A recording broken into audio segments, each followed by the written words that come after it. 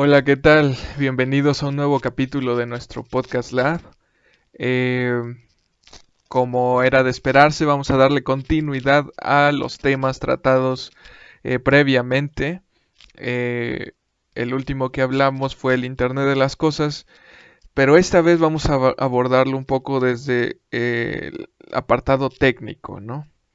Un poco sobre los fundamentos, las aplicaciones y los recursos eh, desde un eh, desde una apreciación un poquito más profesional o en base a nuestra materia. Para ello tenemos como invitados nuevamente a los compañeros Aldo Salas y Lisbeth Chávez. ¿Qué tal? Hola, ¿qué tal, ingenieros? Buen Aquí día. para el tercer capítulo. Bien, pues como ya decía antes, vamos a hablar un poquito sobre el apartado técnico del Internet de las Cosas y, como es de esperarse, hay que hablar sobre recursos como sensores y microprocesadores que ya decíamos que eran apartados o herramientas en el ámbito tecnológico prioritarios, pero cuando hablamos de sensores y registros de recursos también podemos hablar de RFIDs.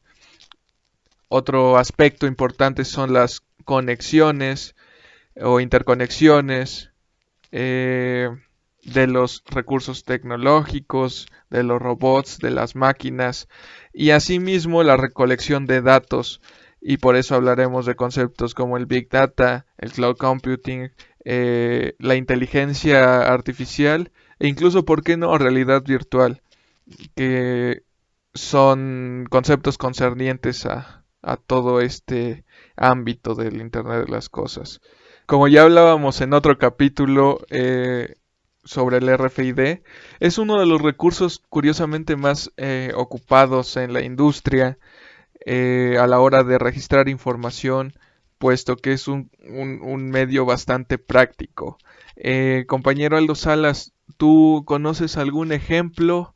¿Te han platicado sobre alguna empresa donde utilicen este recurso?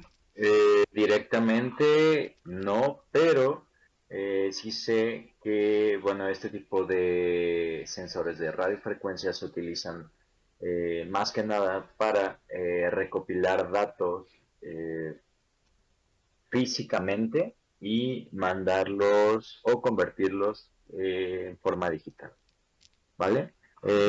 Una cosa importante es que el Internet de las Cosas se basa actualmente en múltiples tecnologías. Estas incluyen, como ya lo mencionaste, la identificación por radiofrecuencia, redes de sensores inalámbricos, sistemas de máquina a máquina, Big Data, Cloud Computing y el software que hace uso de sistemas de inteligencia artificial. Sí, eh, sin duda un recurso bastante importante y que yo creo empieza a desplazar un poco, a lo mejor no en el ámbito cotidiano, pero sí en el industrial, a los códigos de barras analógicos, recurso que es bastante conocido en los centros comerciales, en los productos, para llevar el registro en los inventarios, y esto está siendo desplazado por la eficacia que tiene el etiquetado con RFID. ¿Sabes un tema interesante de que este recurso para identificar, rastrear y localizar bienes se conoce desde la Segunda Guerra Mundial? Y hasta la fecha se ha utilizado principalmente en campos de aplicación civil como identificación de personas o animales, incluso control de acceso en las empresas.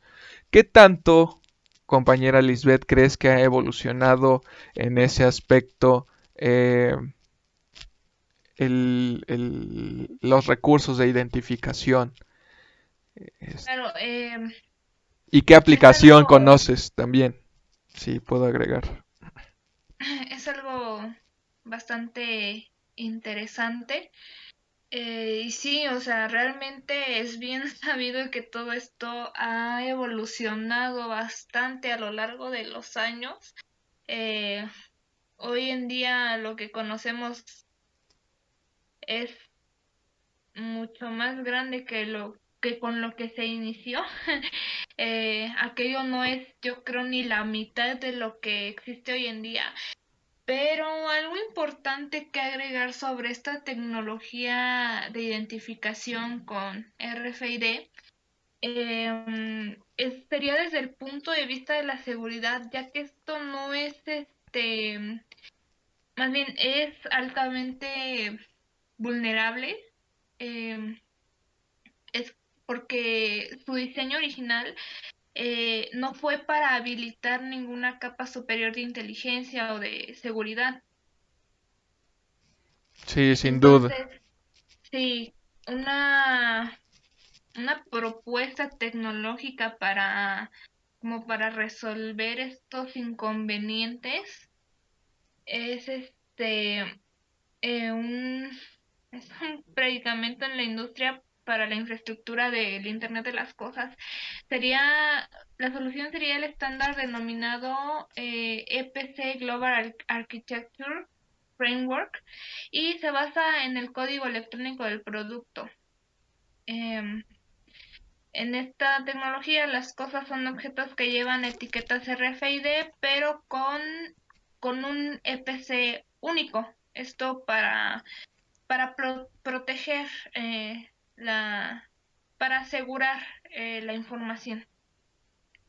Claro, claro, claro, claro. Y este es un gran ejemplo de la evolución que ha tenido esta tecnología. O Sí, sea, añadir mayor seguridad. sin duda, sin Sí, claro, duda. y en adición a eso, toda la información que se recopila mediante los sensores RFID, en vez de guardarse en una etiqueta RFID, lo hacen en servidores distribuidos y conectados a Internet, que los almacenan mediante conexiones y enlaces cruzados con la ayuda de un servicio de asignación de nombres de objetos, o por sus siglas ONS. Claro, claro, y ahí es donde intervienen los conceptos de Big Data y Cloud Computing. Sin embargo, estos los vamos a dejar un poquito para más adelante y sin duda nos estamos enfrascando un poco en el RFID, que sí es un sensor y es aplicado de manera frecuente en nuestro ámbito. Sin embargo, al ser el Internet de las Cosas un recurso que responde tanto a estímulos, no podemos dejar de lado el hecho de que los componentes esenciales para el Internet de las Cosas son los sensores, los actuadores y los hardwares. Eh, Constantemente están sometidos a estímulos y son utilizados para detectar, medir y analizar información de manera masiva. Con el RFID nos concentramos en una cuestión de productos y etiquetado, ¿no? Pero ¿qué pasa cuando hablamos de magnitudes de temperatura, presión, contaminación, velocidad, frecuencia, la calidad, las direcciones, el peso, incluso el movimiento, la luminosidad, la energía, el ruido, el tiempo y tantos conceptos que pueden ser medibles por los sensores para tener posterior aplicación o incluso para recabar información. Eh, Asimismo, bueno, partiendo de los sensores, ¿podrías hablar un poquito, compañero Aldo, sobre la relevancia de los sensores en general o algún ejemplo en concreto con Sí, el que hayas claro. tenido contacto? Sí, claro. Mira, vamos a comenzar definiendo la funcionalidad de un sensor que viene siendo que es capaz de medir una variable de forma análoga o un valor discreto, ya sea temperatura o humedad. También existen sensores que miden una variable dicotómica, perdón, del tipo sí o no, que en este caso nosotros las conocemos como variables booleanas. Y los sensores son las piezas básicas de construcción en el Internet de las Cosas. Y puede ser un componente máquina a máquina, un lector RFID o un medidor de escala. Y bueno, hablando un poquito más sobre estos tres componentes que nos hablaste, que son sensores, actuadores y hardware, vamos a hablar de los actuadores, ¿vale? Claro, claro. Los actuadores son, Pues un dispositivo, ¿no? Básicamente, para accionar una solicitud de controlar, gestionar el estado de una variable.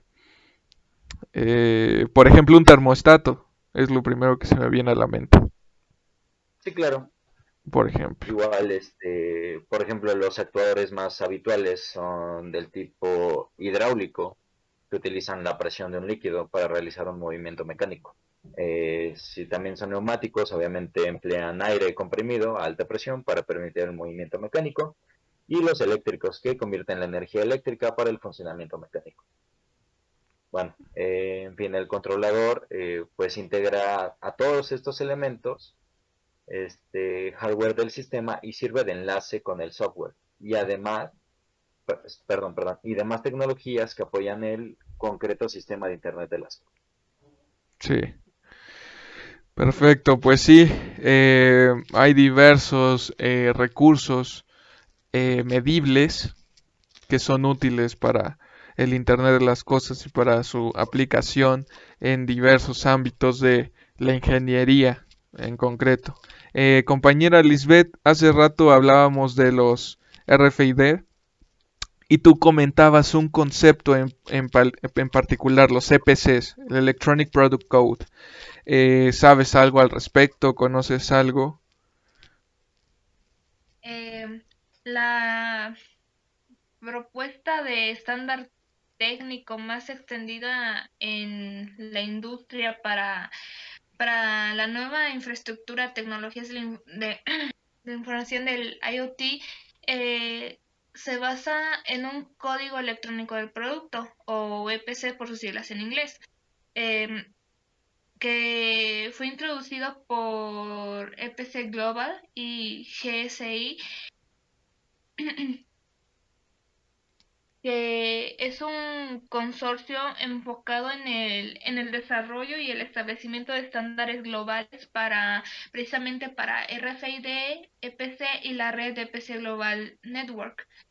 El EPC se compone de una cabecera que determina el tipo de EPC y señala cómo interpretar sus demás partes. El código único que lo identifica y que eventualmente brinda una información adicional, en la mayoría de los casos, este código único consiste en un número de administrador, el EPC Manager Number, eh, un código de tipo o clase de objeto y, por último, un número de serie o un subconjunto de ellos. Pues en definitiva, los EPC son números únicos codificados en una etiqueta RFID. Esa podría ser su definición más específica. Estas etiquetas CPC pueden almacenar hasta 256 bits y por consiguiente los objetos portan estas etiquetas RFID con los EPCs individualizados.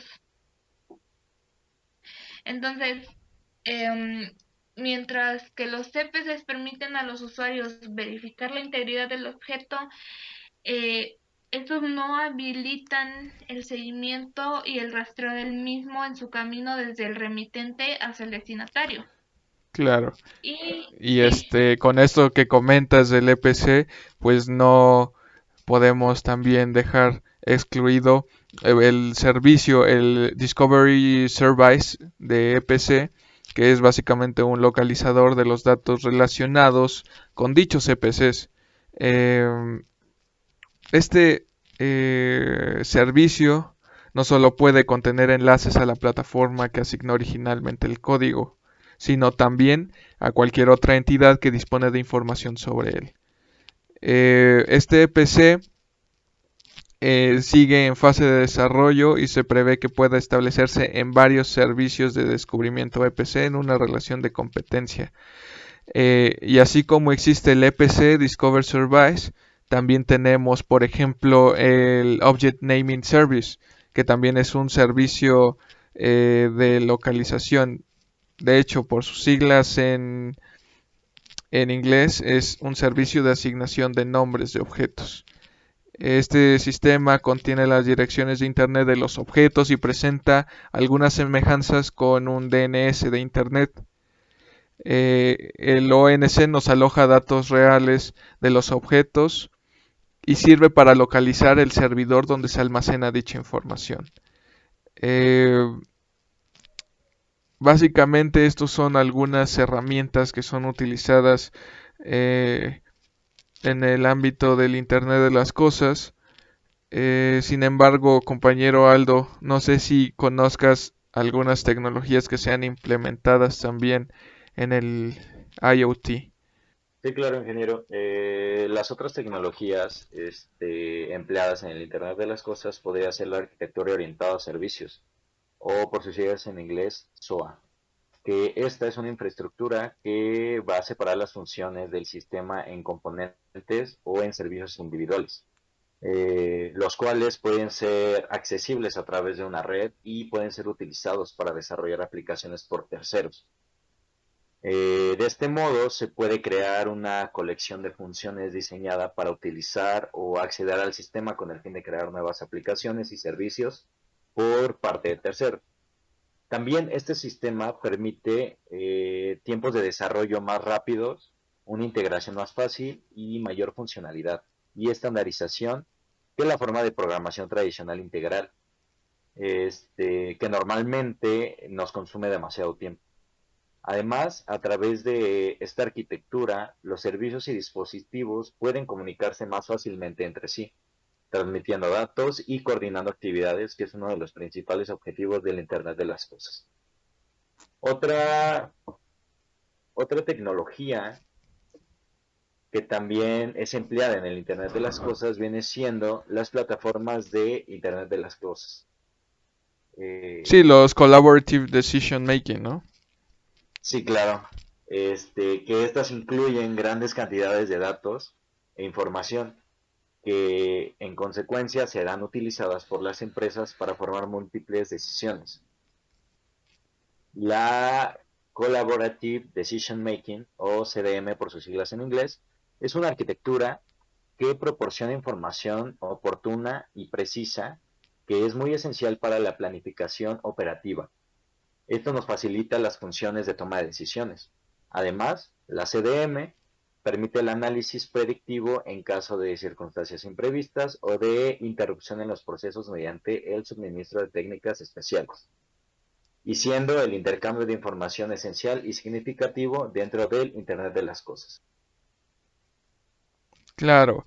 Y todos estos conceptos empiezan porque la recolección de datos en el Internet de las cosas es algo impresionante.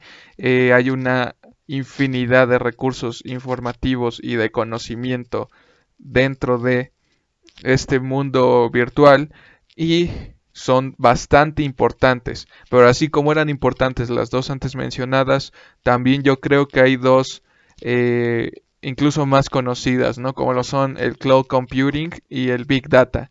Eh, Compañera Liz, supongo que estás familiarizada con estos dos conceptos. ¿Nos podrías hablar un Sí, poquito?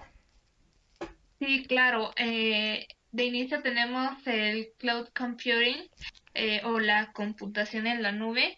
Em, Esto de inicio tenemos que proporciona a las empresas y a usuarios necesidades informáticas, como lo serían software, almacenamiento de datos, capacidad de procesamiento, entre otras cosas. Todo esto a través de Internet y que son fácilmente escalables bajo demanda. Los documentos, correos electrónicos y otro tipo de datos, así como las aplicaciones informáticas, se van a almacenar en la nube, es decir, en línea, de modo que se puede acceder a los mismos desde cualquier ordenador o cualquier dispositivo móvil. Esto nos permite una mayor accesibilidad a todos estos datos. básicamente nos facilitaría la vida, nos facilita la vida. Claro. Em, Y yo sí, creo, antes de que pase al Big Data, yo creo que este es el más conocido por todos. Corríjanme si estoy en un error. Que pues este es el recurso que utilizan y utilizamos todos vía correo electrónico, ¿no? Google, con Microsoft sería Outlook, en la plataforma de Apple sería la sí, iCloud, claro. y es un recurso bastante popular, común, fácil de acceder, al que recurrir, y por ende, incluso en las empresas es el que más utilizan porque tiene la ventaja de reducir costes de capital, eh, y tiene una capacidad global, ¿no? A la que tienen acceso en cualquier parte del mundo. Son bastantes las ventajas que nos ofrece eh, esto. Claro, y así como tenemos el cloud computing, también tenemos la big data. Eh, Claro. Bueno, se los explico de forma lo más rápido posible. Bueno, este concepto de Big Data se refiere a la recolección, a la acumulación y análisis de unos grandes volúmenes de datos producidos por y sobre las personas, eh, o incluso cosas o las relaciones entre ellas.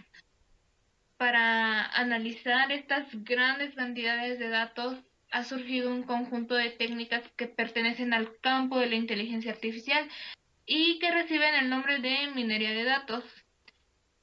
Em, el, para referirnos a nuestro objeto de estudio, el creciente número de dispositivos conectados a sistemas de Internet de las Cosas que pueden compartir, procesar, almacenar y analizar los datos entre sí, va a dar lugar a miles de millones de máquinas y cosas conectadas a las redes, creando todavía más datos. Entonces, como resultado, el análisis y modos inteligentes de gestión de datos tendrán que ser desplegados para obtener un resultado significativo de esta inmensa maraña de datos, empleando unos algoritmos muy complejos y estadísticas con la finalidad de hacer predicciones, extraer información oculta y correlaciones imprevistas y en un último término, favorecer la toma de decisiones. claro, claro.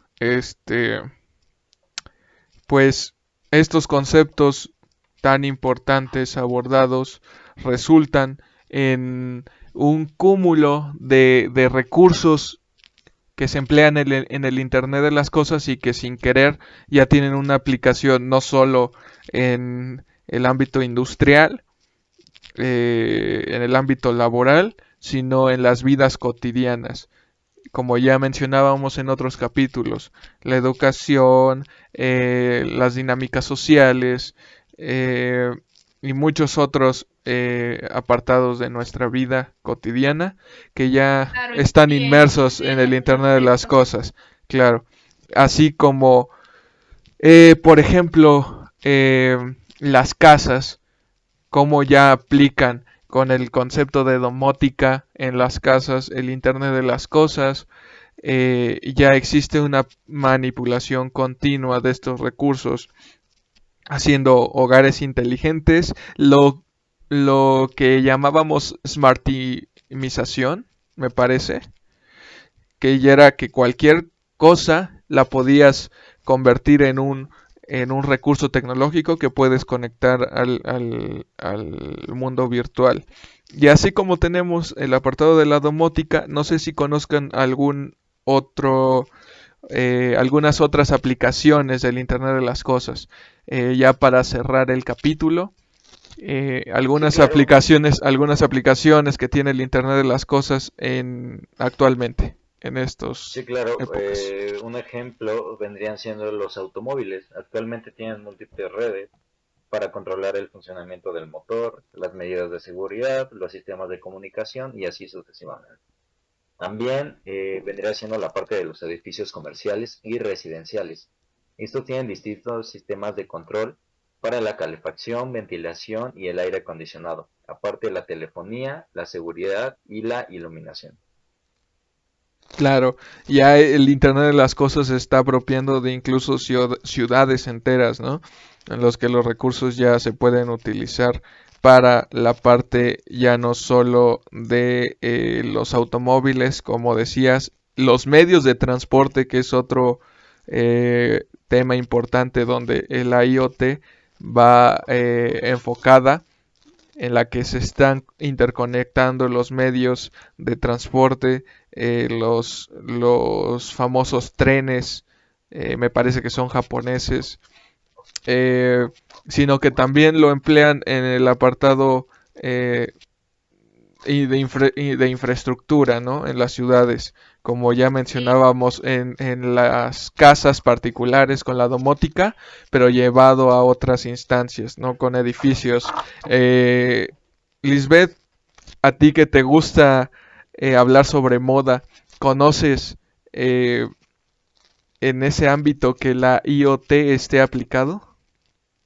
de hecho tenemos lo que son las prendas tecnológicas o wearables, que en realidad comprenden más que nada una muy amplia gama de dispositivos médicos principalmente y productos de salud, también de acondicionamiento físico e incluyendo incluso complementos fitness como es el famosísimo Apple Watch, hasta marcapasos, bombas de insulina. Entonces, este tipo de, de dispositivos monitorizan la geolocalización, así como la frecuencia cardíaca, pulso, consumo de calorías, patrones de sueño y algunos otros datos biológicos, los cuales pues sí resultan bastante útiles. Entonces, la mayoría de estos tecnocomplementos recaban datos personales y de salud muy sensibles. Los dispositivos lo que hacen es almacenar constantemente datos que los usuarios generan inconscientemente literalmente mientras existimos. Estos asimismo se comunican al fabricante y otras entidades para su análisis y su procesamiento, así como para mostrar resultados al usuario para que éste pueda saber y más que nada que pueda seguir su salud y su estado físico a lo largo del tiempo, o sea, como para que podamos ser conscientes del estado de nuestro cuerpo, ¿no? Em, y sí, estos datos tienen, de hecho, una trascendencia jurídica y la información que almacenan puede ser muy relevante para determinar, como, por ejemplo, si un individuo estaba en un lugar concreto y si ha sido lesionado como resultado de un accidente. Así que también resultan bastante útiles en ese tipo de situaciones. Claro. Sin duda alguna, el Internet de las cosas nos ha abrumado a todos, a todas las generaciones que han crecido con esto y a todas las etapas o a todos los grupos sociales, por ejemplo, desde mujeres, desde el uso de medios de transporte, enfocándose a áreas, como tú decías, estéticas, y los niños con juguetes, es decir, ya en todas partes vemos el famoso Internet de las cosas. Y de hecho es un gran impacto el que ha tenido el IoT pues, en toda la vida cotidiana. Es algo realmente impresionante. Incluso como lo mencionabas ya en los juguetes, no sé si puedas contarnos un poco más al respecto. Eh, pues yo creo que el mercado de los juguetes ha ido en constante adaptación, ¿no? De acuerdo a las generaciones. Y sin duda alguna, eh, ha habido un cambio drástico de los juguetes que tenían nuestros abuelos, nuestros padres o incluso nosotros de jóvenes a los que se llegan a tener con las nuevas juventudes. Por ejemplo, agarramos un ejemplo básico, ¿no? Las Barbies. ¿Cómo eran las Barbies cuando comenzaron su producción? Eh, una muñeca tal cual, plástico, articulaciones, la peinaban y tal. Hoy en día vamos al centro comercial y vemos Barbies que ya funcionan con baterías, que ya tienen un lavaautos, que, o sea, lo digo de manera explícita porque realmente no conozco si existe el producto como tal, pero estoy seguro de que hay juguetes que ya tienen una complejidad tecnológica mucho mayor a la que se tenía. Incluso no hablamos de bastante tiempo, hace 10 años cuando nosotros éramos niños, eh, yo creo que apenas iban surgiendo este tipo de juguetes. Y sin duda alguna, nos ha ido consumiendo, sin referirme a que consumir es algo negativo, nos ha ido envolviendo en todo esto que representa el crecimiento tecnológico y del Internet como tal. Eh, y como decía mi compañero, hay un crecimiento bastante grande, ¿no? En la aplicación del Internet de las cosas ya en apartados bastante concretos. Hablábamos de las ciudades inteligentes y es que no es nada descabellado pensar que en algún tiempo, en algunos años, ya todo esté completamente automatizado, porque yo creo, no sé qué piensen ustedes, la automatización y la sustentabilidad de los recursos es una de las principales motivaciones del Internet de las Cosas, no solo en la empresa, sino en la vida cotidiana. ¿Qué opinan? Y claro, de hecho yo creo que la automatización es nuestro futuro. O sea, pienso que en algunos años la vamos a encontrar en todos lados y en todos los ámbitos de nuestra vida. Claro, Entonces, sí. claro.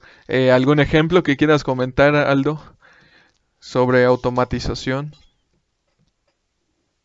Claro, pues realmente eso sería demasiado fácil en estos tiempos, ya que la mayoría de las empresas, y si no es que todas, ya cuentan, aunque sea, con un proceso o alguna máquina que ya tiene un grado de automatización alto.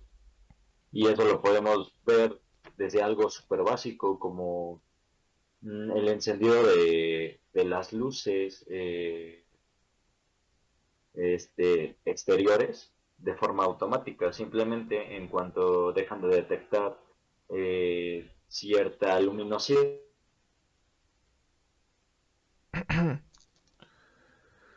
Sí, sí, claro, compañero. Eh, tengo otra pregunta.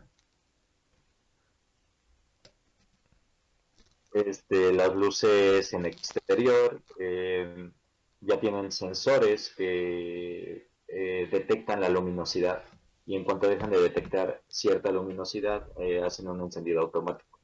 Puede ser esa parte o también desde el tema o en la parte de proceso industrial, algo muy básico y que se viene manejando desde ya hace mucho tiempo es simplemente una banda transportadora, eh, ciertos robots, ya sea cartesianos o en este caso articulados, todos estos controlados por un PLC, eh, que hacen que todo nuestro proceso esté completamente controlado y se haga sin ninguna intervención humana.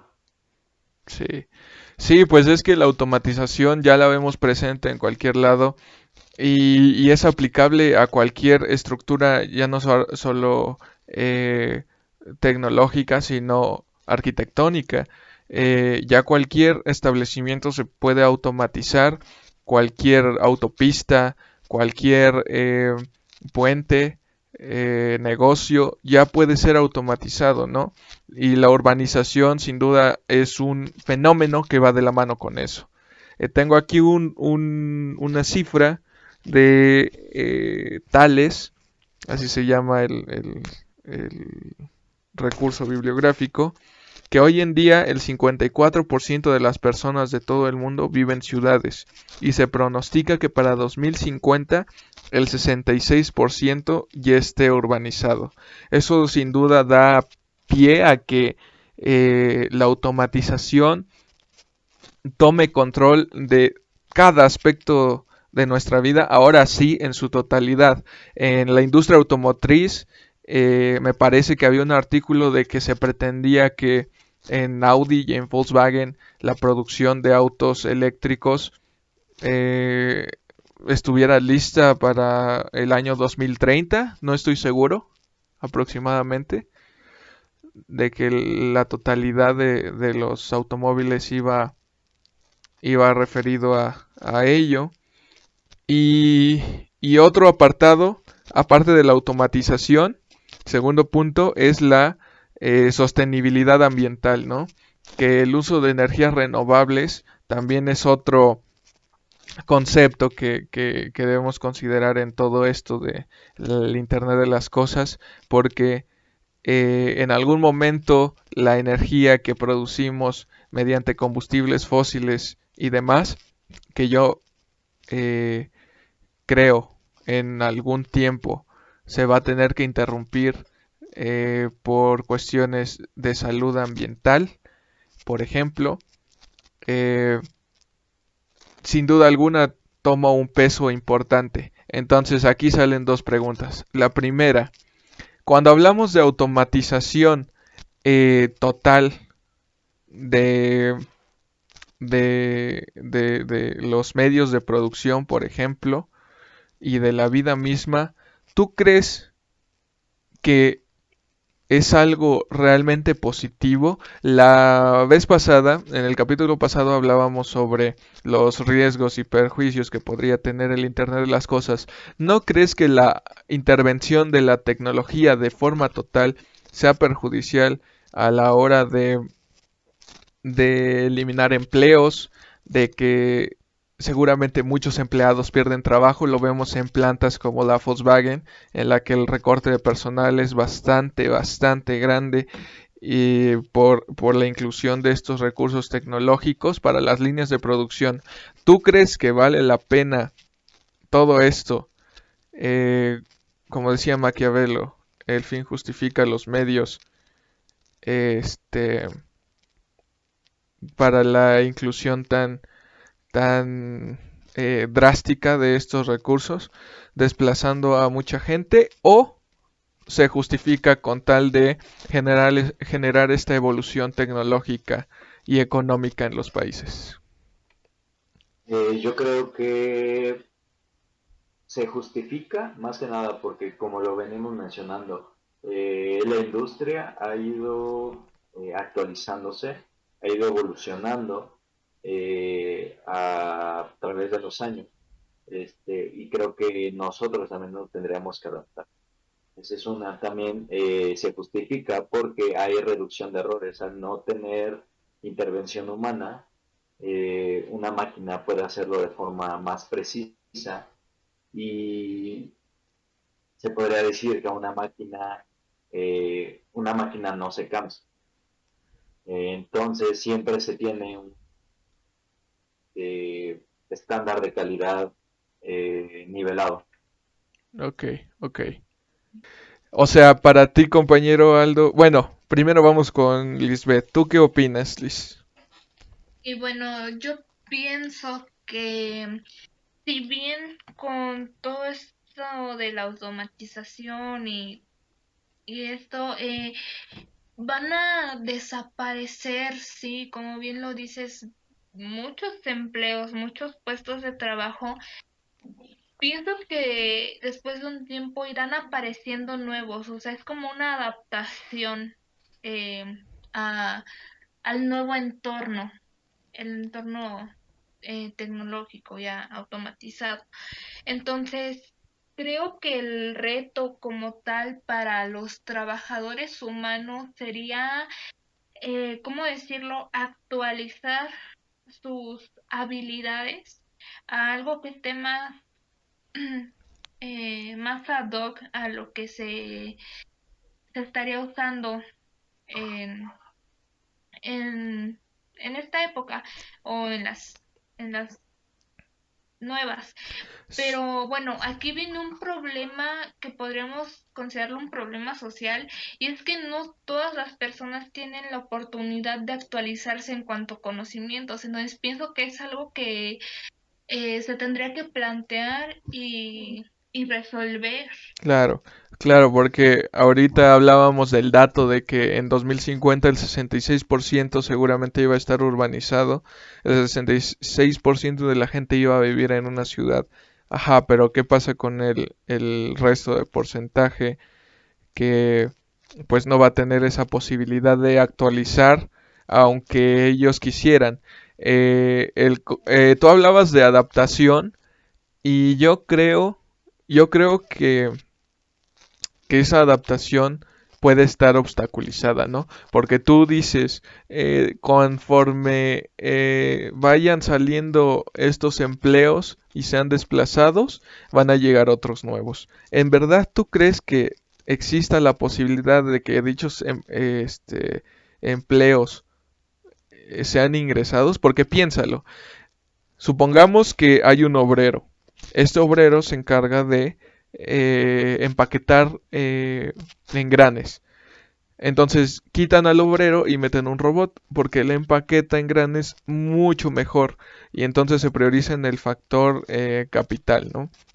El factor económico. Pues dices tú, según tu lógica o como yo lo veo, eh, va después el ser humano a adaptarse y va a buscar un empleo de acuerdo a este robot de empaquetador, ¿no? ¿Tú crees que de verdad sí exista la posibilidad de que este empleado consiga empleo, yo que sé, reparándolo? O, Sí, es lo o, que es lo- o, eh, si sigue este crecimiento exponencial, ¿no crees que a la empresa le vas, y siguiendo la misma lógica, la empresa no le va a resultar mucho mejor conseguir otro robot que arregle a dicho robot? Y así va a ser no, una cadena sucesiva de, sí, de hecho es de algo que también, desplazamiento.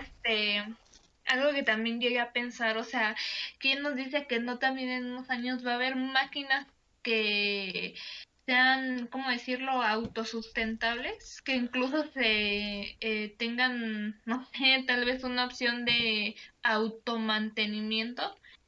Cl- Entonces, sí, o sea, Claro, pues es es que, algo complicado claro, realmente. incluso en la medicina hay reportajes, me parece que vi un documental en Netflix no hace mucho tiempo, en el que ya los robots pueden hacer cirugías en vez de los propios doctores y Sí, de como hecho, dice mi compañero, con mucho más precisión y certeza de que va a hacer el trabajo bien, ¿no?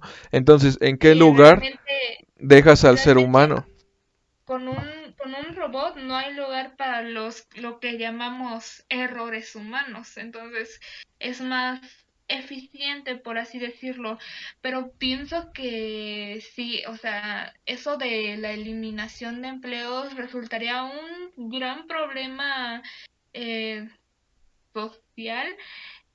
Lo que comentaba anteriormente de que quizá esos empleos para personal humano se puedan ir actualizando es más que nada a corto plazo, porque eso sigue avanzando. Entonces no sé hasta dónde iremos a llegar Sin duda. este como humanidad eh, con este tema. Sí, sin duda alguna es un tema que trae controversia porque al final se está priorizando en el apartado económico más allá del humano, ¿no? Exactamente. Y pensando como, Correcto. pensando como en otras cuestiones que deberían preocuparnos de cierta manera menos que el trato a los seres humanos. Y el segundo punto que llegaba de la mano con todo esto son las energías renovables. ¿Qué opinión tienen sobre las energías renovables? Vemos que aunque hoy en día aparecen muchas opciones para estas energías, eh, y aunque pueda ser criticado el uso de combustibles fósiles, que sí tiene un problema en un sentido ambiental, pero al final de cuentas sigue teniendo un poder adquisitivo bastante grande, ¿no? El uso de combustibles fósiles tiene un valor el petróleo aún bastante grande, aunque muchas veces se le critique por obsoleto. La verdad es que sigue siendo objeto de deseo por las empresas y los países como Estados Unidos explotando Medio Oriente. ¿Ustedes creen que es un buen momento para desplazar a energías renovables o qué tan viable es considerando que aún en nuestros días sigue siendo un componente prioritario el uso de petróleo y de combustibles fósiles y que sigue teniendo reacciones económicas eh, eh, increíbles, enormes? Mira, pues yo creo que esa es una cuestión bastante interesante. Eh, yo pienso que realmente, eh, viéndolo por el punto de vista ambiental o incluso tal vez económico, las energías renovables son nuestra mejor opción. Pero como bien lo dices, el petróleo aún tiene un gran valor y yo creo que, por ejemplo, una gran potencia como Estados Unidos, que tiene tanto poder en este negocio del petróleo, no lo va a soltar tan fácil, eso lo sabemos, ¿no? Claro, Pero creo que igual sería cosa de, ¿cómo decirlo? Actualizarse poco a poco en ese ámbito, en el ámbito energético, porque de todas formas, en algún momento los recursos de las reservas de petróleo se van a terminar. Entonces hay que buscar soluciones.